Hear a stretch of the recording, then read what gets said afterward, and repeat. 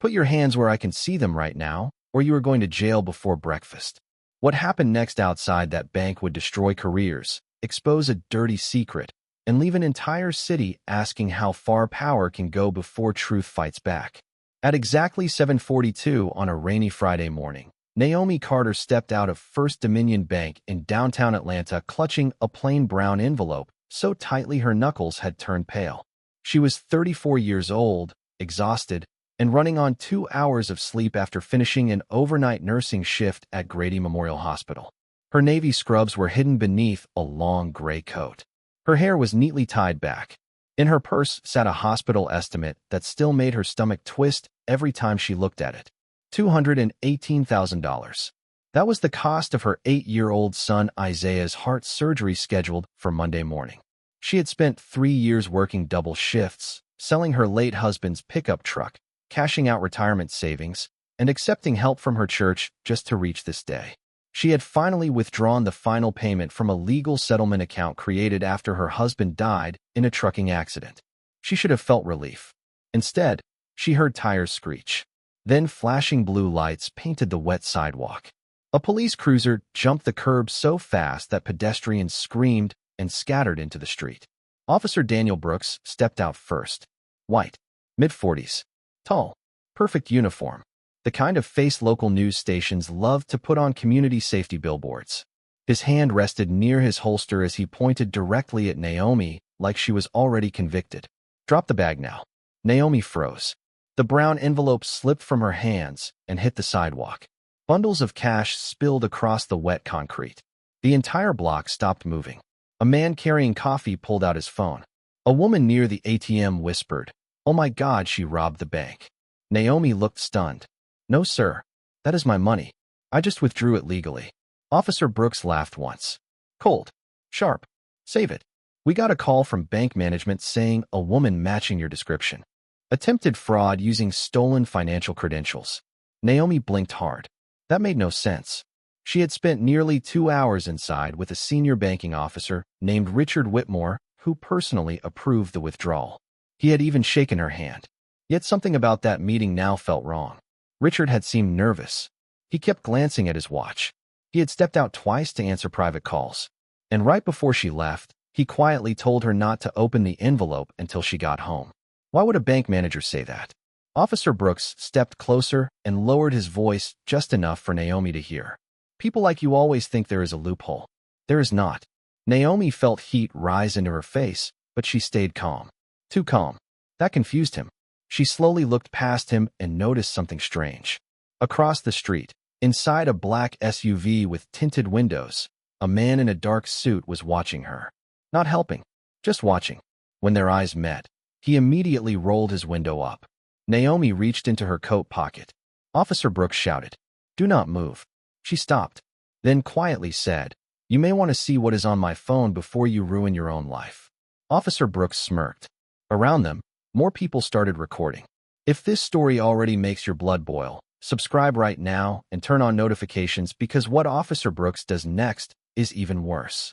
And while this scene unfolds on a rainy Friday morning in Atlanta, tell us what time it is where you are watching from and what city or country you are in. Naomi slowly unlocked her phone. Her screen lit up. One unread message appeared. Sender unknown. Do not trust the bank manager. They know what you found. Then Naomi looked up and realized Officer Brooks had suddenly stopped breathing normally because someone behind her had just screamed his name. Officer Daniel Brooks turned so fast his radio clipped against his belt. Standing at the edge of the crowd was a little boy in a red hospital hoodie, his breathing monitor hanging from a small shoulder bag almost bigger than his chest. Isaiah Carter looked terrified. 8 years old, thin arms, brave eyes that were trying very hard not to cry. Beside him stood Mrs. Evelyn Grant, Naomi's 68-year-old neighbor, still wearing grocery store slippers and a house robe under a winter coat she had clearly thrown on in a panic. Naomi's entire body tightened. Isaiah was supposed to be at Children's Healthcare of Atlanta finishing pre-surgery blood work. He should not have been downtown. He definitely should not have been standing in front of police cars and strangers holding phones in his face. "Mama." Isaiah's voice cracked as he pushed through the crowd. "Please do not let them take you." The sidewalk went quiet in a different way this time. Not curiosity, Discomfort. Officer Brooks held out his arm to stop the boy from getting closer, but Isaiah flinched the moment he saw the uniform.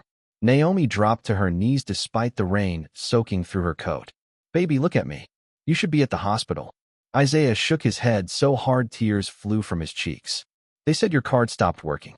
Mrs. Grant could not reach you. The hospital lady said if payment does not clear by noon, they may move my surgery." Naomi stopped breathing for a second. The words hit harder than the police lights, harder than public humiliation, harder than fear. She looked at the scattered cash still lying on wet concrete and realized some of the bills were missing. At least 3 bundles were gone. She had counted exactly $218,000 before leaving the bank.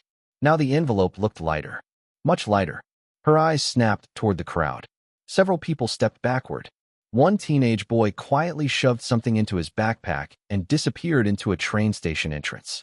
Officer Brooks barked at another officer to secure the scene, but Naomi barely heard him. Her focus stayed on Isaiah. His skin looked pale. His lips had a slight blue tint she knew too well from years of emergency hospital visits. He had been born with a congenital heart defect doctors called correctable if treated early. But early had turned into years because insurance denied claims. Her husband died before seeing their son healed. Then came debt, then grief, then survival mode. Naomi worked 16-hour shifts cleaning wounds, changing bandages, comforting strangers while silently wondering if her own child would survive long enough for his surgery date. She never complained. She packed Isaiah lunch every morning with handwritten notes. She slept in hospital chairs when his chest pain got worse. She braided his hair before school because he liked looking sharp even on bad health days. Last Christmas, she wrapped used comic books because she could not afford new ones. Isaiah still called it the best Christmas ever. Mrs. Grant finally spoke through tears. "He heard your name on television in the hospital waiting room. He ran out before I could stop him." Naomi pulled Isaiah close, pressing his trembling body against hers as rain tapped against police cruisers and marble bank walls. Then Isaiah whispered something that made her blood run cold. "Mama, that man from the bank followed us from the hospital parking garage." Naomi slowly lifted her head. Across the street, the black SUV was gone. Officer Daniel Brooks stared at Naomi for exactly 2 seconds after hearing about the black SUV. Then his face hardened in a way that felt rehearsed. Not confused, not concerned, annoyed, like her son had interrupted something important. He looked at Isaiah, then at the crowd recording every second, and made the worst possible choice. He smiled. It was small, cold, dangerous. Then he leaned toward Naomi and spoke quietly enough that only she could hear him. "You should have taken the deal when they offered it." Naomi froze. Her eyes locked onto his face. "What deal?" Brooks straightened immediately as if he had said nothing. "Ma'am, you are still under investigation for financial fraud." He spoke louder now for the cameras. "Standard procedure requires we bring you downtown for questioning." Naomi stood slowly while holding Isaiah's hand. Her voice stayed calm, but her eyes changed. She was no longer scared. She was studying him. "Why would you say I was offered a deal?" Officer Brooks ignored her. He motioned for another officer to place the remaining cash into an evidence bag. Naomi stepped forward. "That money is for my son's surgery." Officer Brooks shrugged. "Then maybe you should have thought about that before." Committing fraud. The crowd gasped. Mrs. Grant looked horrified. Isaiah began crying again. Naomi felt something inside her crack, but she refused to break in public. Then she saw him. Richard Whitmore, the senior bank manager, standing safely behind the glass doors inside First Dominion Bank. Perfect suit. Expensive watch. Watching everything unfold like a man waiting for a movie to end exactly how he expected. The moment Naomi made eye contact with him, he slowly turned and walked deeper into the bank. That was all she needed. "Richard approved my withdrawal this morning," Naomi shouted. "He personally handled my account." Officer Brooks immediately stepped in front of her line of sight. "There is no employee by that name working here today." Naomi almost laughed at how fast the lie came. "I sat in his office for 2 hours. He knew my son needed surgery. He looked at my paperwork. He counted every dollar himself." Brooks moved closer. "You need to stop talking." That sentence landed wrong. It was not law enforcement language. It sounded like a threat. Naomi noticed sweat forming near his temple despite the cold rain. His radio suddenly buzzed.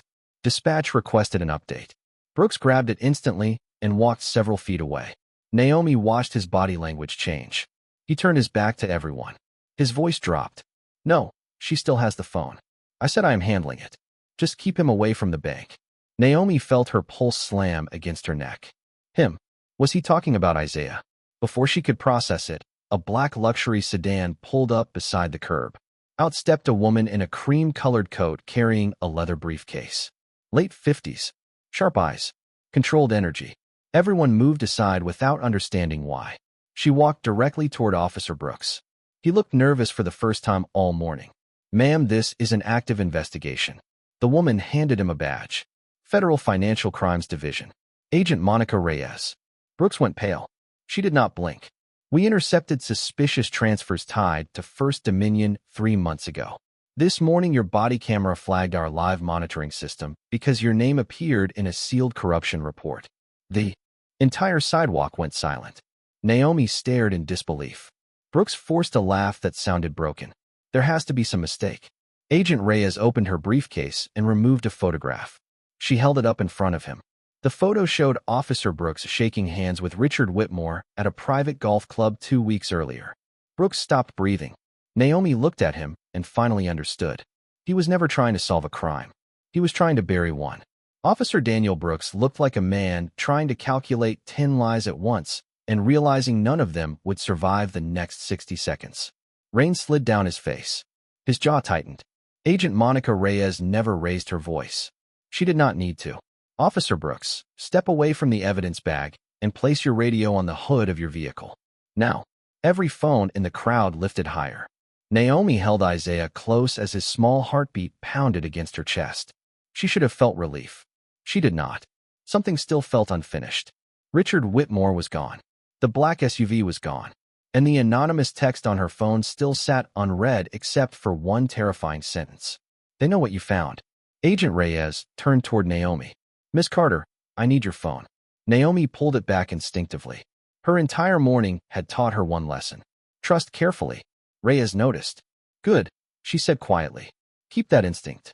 Then she lowered her voice. Did you open the banking file sent to you last night? Naomi stared at her. Her throat tightened. How do you know about that file? Reyes studied her face for a long second. Because the man who sent it died 6 hours ago. The world seemed to stop moving again. Even the rain felt quieter. Naomi slowly looked at her phone screen. At 11:47 the previous night, while she was finishing a hospital shift, she had received an email from an unknown sender with no subject line. Attached was a file labeled for Isaiah. She almost deleted it. She assumed it was spam. But something told her to open it during her lunch break at 4 in the morning. Inside were transaction screenshots, shell company names, wire transfers, and one video clip of Richard Whitmore meeting city officials in a private parking garage. Naomi had no idea what any of it meant. She only recognized one account number. It belonged to her late husband Marcus. Her blood ran cold when she realized millions of dollars had moved through his old trucking company after his death. A company he never fully owned. A company she thought died with him. She never told anyone because she did not understand what she was looking at. Until now. Agent Reyes leaned closer. Who else knows you opened that file? Naomi shook her head. No one. Reyes looked toward the bank entrance. Then why did someone try so hard to stop you from leaving alive financially? That sentence hit Naomi like ice water. She remembered everything at once. Richard insisting she come in person instead of wiring the surgery funds. Richard asking strange questions about Marcus. Richard delaying her paperwork for nearly 2 hours. Richard telling her not to open the envelope until she got home. Naomi suddenly grabbed the evidence bag from the stunned officer beside her and ripped open her own cash bundle. Hundreds of bills spilled into her hands. She flipped through them fast. Her breathing changed. These are fake. The crowd erupted. The bills looked real from a distance. Up close they were nearly perfect counterfeits. Tiny ink errors. Wrong security strips. Officer Brooks closed his eyes like a man whose worst nightmare had arrived early.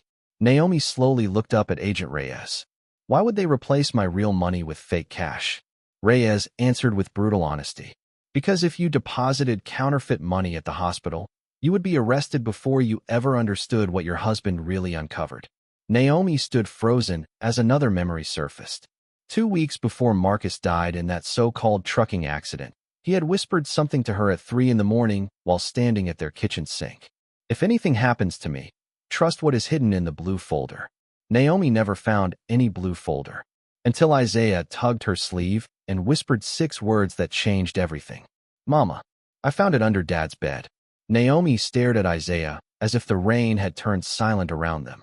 Under Dad's bed, he said again, his small voice trembling.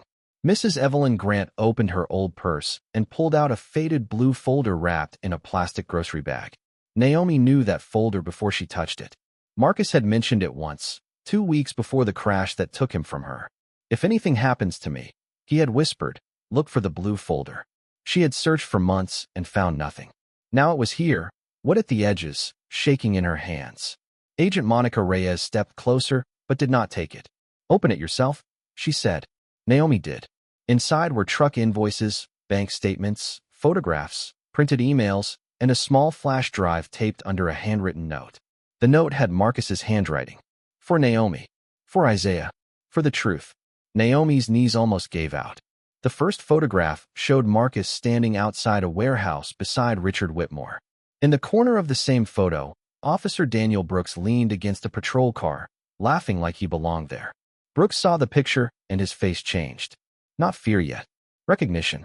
Then Naomi found a notarized document with her name on it. Her signature was there, but it was wrong. A fake version of her signature had been used to attach Marcus's trucking company to bank accounts she had never opened. Agent Reyes scanned it, and her expression sharpened. They did not make you rich, Naomi. They made you useful. Naomi looked at her, confused and horrified. Reyes continued. Your husband's company was used as a clean front. When investigators came, they planned to blame Marcus. When you asked questions, they planned to blame you. Naomi slowly turned toward Richard Whitmore, who was now standing near the bank entrance with 2 security officers beside him. He looked pale. For the first time that morning, he looked small. Agent Reyes connected the flash drive to a secure tablet. A video opened. Marcus appeared on screen inside the cab of his truck. His face was tired. His eyes were full of fear, but his voice was steady. Naomi, if you are watching this, I am sorry. I found money moving through my company that did not belong there. First Dominion Bank is laundering funds through fake delivery contracts. Richard Whitmore is handling the paper trail. Officer Brooks is protecting the people behind it. I gave copies to a lawyer and locked the rest where only you would eventually find it. Naomi covered her mouth. Marcus looked straight into the camera. They think you are just a nurse. They think you are too tired, too broke, and too scared to fight back. They are wrong. Agent Reyes paused the video and looked at Naomi. Your husband did not leave you ownership of the bank. He left you standing as the key witness in the largest financial corruption case this city has seen in years. Naomi lifted her eyes. Rain ran down her face, but she no longer looked broken. She looked awake. Richard Whitmore had tried to turn her into a suspect. Instead, Marcus had turned her into the one person who could expose them all. The evidence became real in pieces. Not rumors. Not emotion. Records. Dates. Names. Transfers. Agent Monica Reyes moved the investigation from suspicion to fact right there on the sidewalk. Federal agents entered First Dominion Bank and secured the manager's office before anyone could erase the internal system. Naomi stood beside Isaiah while the tablet played file after file from Marcus's flash drive. The first file showed bank transfers routed through Marcus Carter Logistics months after Marcus was already dead. The second file showed fake delivery contracts for city housing projects that had never received a single shipment. The third file showed invoices signed by companies that existed only on paper. Every document carried the same approval chain. Richard Whitmore, First Dominion Executive Review. Officer Daniel Brooks listed as off-duty security liaison. Brooks shook his head as if denial could erase a database. This is not proof, he said. Agent Reyes looked at him without blinking. Then she opened the audio file recovered from Richard Whitmore's own office computer. His voice filled the wet air. Keep Naomi overwhelmed. Hospital bills. Debt notices. Police pressure if needed. She cannot ask questions if she is trying to survive. Naomi did not cry this time. She stood perfectly still. Isaiah slipped his hand into hers. Then another voice entered the recording. Officer Brooks. If she comes to the bank, I can stop her outside. Make it look like a fraud call. People will believe it before she opens her mouth. The crowd reacted instantly. A woman lowered her phone and whispered, he set her up. A man who had accused Naomi earlier covered his face in shame. Agent Reyes opened the next file. Body camera backup. Deleted, but not destroyed. The footage showed Brooks meeting Richard behind the bank months earlier. Richard handed him an envelope. Brooks took it. Their faces were clear. Their voices were clear. Richard said, "If the Carter woman gets close, make her the story." Brooks answered, "A tired black nurse with a sick kid is not going to beat a bank." Naomi's grip tightened around Isaiah's hand. That sentence did not crush her. It transformed her. Agent Reyes turned to the officers standing nearby. "Remove his service weapon and badge pending federal charges and internal review." Brooks looked around, searching for loyalty. None came. Even his own partner stepped back. Richard tried to retreat into the bank, but agents were already behind him. Then Naomi remembered the brown envelope. She pointed at the money still and evidence bags. "Test the bills." Now, one agent ran a scanner across the stacks. The result flashed red. Counterfeit. Agent Reyes turned slowly toward Richard.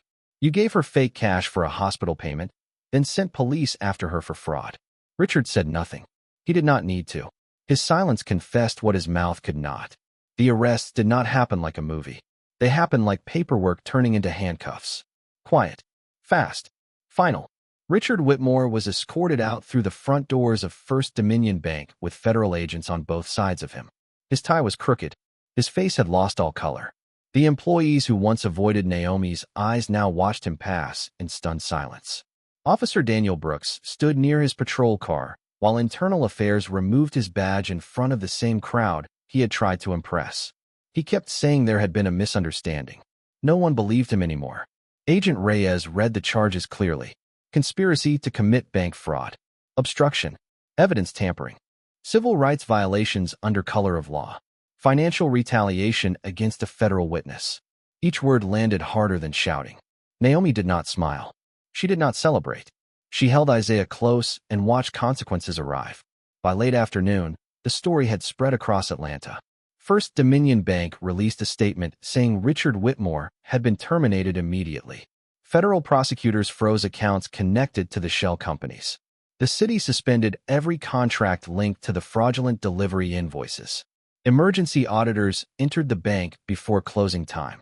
Richard's country club membership disappeared before dinner. His house was placed under asset review. His name moved from donor plaques to federal filings. Brooks lost more than his badge. His department placed him on unpaid suspension pending investigation. His pension entered legal review. His old commendations vanished from the police website. Videos of him accusing Naomi outside the bank played beside the audio of him planning to frame her. That contrast destroyed him socially before the trial even began. The same strangers who had filmed Naomi in shame now shared the truth with apologies. One man returned to the bank and admitted he had picked up 2 cash bundles during the confusion. He placed them on the hood of a police car and apologized with his head down. Naomi accepted the apology without humiliating him. That was her strength. Not softness. Strength. Then the hospital called.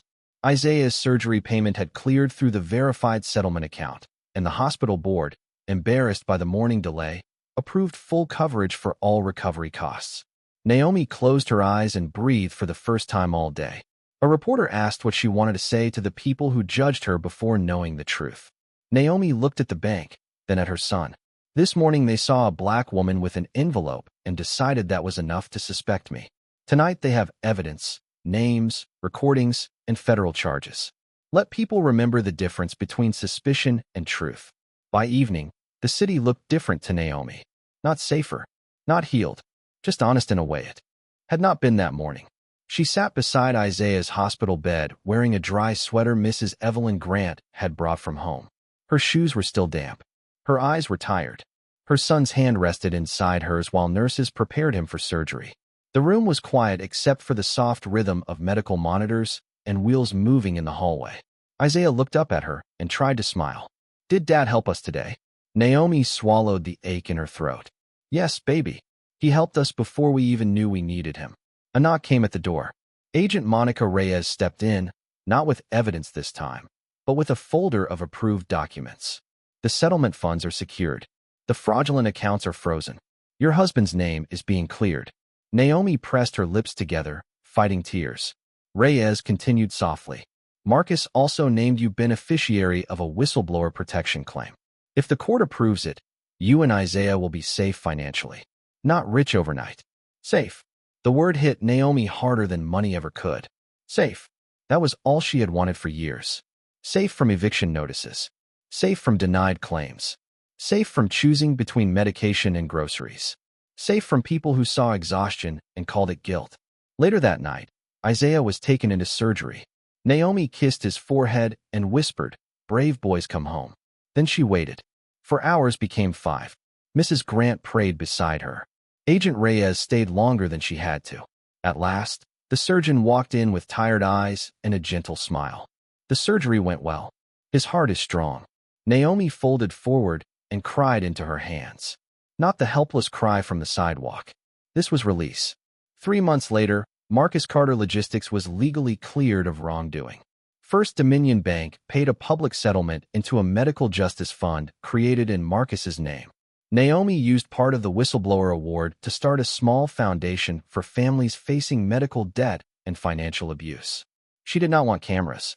She wanted bills paid before parents broke. 1 year later, Naomi walked past the same bank with Isaiah, now healthy enough to carry a basketball under one arm.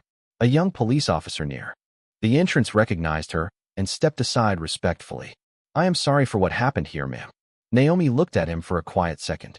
Then she said, "Be the kind of officer my son never has to fear." He nodded. Isaiah squeezed her hand. Together, they kept walking into sunlight that finally felt earned. 5 years later, people still remembered the video. It had over 80 million views. News channels replayed the moment Naomi Carter stood in the rain outside First Dominion Bank, while police lights flashed across her face and strangers called her a criminal before knowing a single fact. But that was not the moment Naomi wanted people to remember. She wanted them to remember what happened after the cameras left. On a quiet Sunday morning in Atlanta, Naomi stood in the kitchen of a community housing center flipping pancakes for 30 children whose families were staying there while receiving financial assistance from the Marcus Carter Foundation. The room smelled like butter and maple syrup. Children laughed. Parents looked rested for the first time in months. Isaiah, now 13 years old and finally healthy enough to play basketball, rushed through the kitchen wearing sneakers and a wrinkled school hoodie. "Mom, you are burning the pancakes again." Naomi laughed harder than she had in years. Then she intentionally flipped one badly onto his plate. He grinned. They had money now. Real security. She could have disappeared into luxury. Instead, she built free legal clinics near low-income neighborhoods. She funded emergency surgery programs. She created scholarships for children who lost parents to injustice. She quietly paid funeral costs for families abandoned by insurance companies. She never posted about it. She never called cameras. She remembered what it felt like to be unseen until tragedy made people look. One afternoon, Naomi received a handwritten letter from prison. The return address made her pause. Daniel Brooks. She stared at it for a long time before opening it. Inside was a short letter written in shaky handwriting. He admitted he lost everything. His pension, his home, his marriage, his reputation. He wrote that prison forced him to sit alone with the truth of who he became. At the bottom was one sentence that made Naomi close her eyes. "I taught my son fear and arrogance. You taught yours courage. I am sorry." Isaiah found her sitting quietly by the window later that night. "Are you okay?" Naomi handed him the letter. He read it slowly, then looked up. "Do you forgive him?" Naomi stared at the city lights outside her window. "Forgiveness does not erase consequences. It just means I refuse to carry his darkness into my future." Months later, she visited Marcus's grave with Isaiah. The same soft Georgia wind moved through the trees. Isaiah placed his varsity basketball medal on the headstone and smiled. "We are okay now, Dad." Naomi knelt beside the grave and whispered words she once could not imagine saying. "They did not win. Not because we got rich. Not because they went to prison. They lost because we stayed kind when cruelty would have been easier." As they walked back to the car, Naomi noticed a young black mother sitting nearby, crying beside another grave while holding hospital bills in her hands. Without hesitation, Naomi sat beside her. No cameras, no speeches, just presence, just compassion, the same kind strangers once gave her when she had nothing left. Sometimes justice looks loud. Courtrooms, headlines, handcuffs. But sometimes justice is quiet. A paid hospital bill. A child who gets to grow up. A woman who chooses kindness after surviving cruelty. And maybe that is the real victory. If you were Naomi, would you have forgiven Officer Brooks after everything he did, or would you have walked away forever? Let us know in the comments because your answer says a lot about what justice means to you.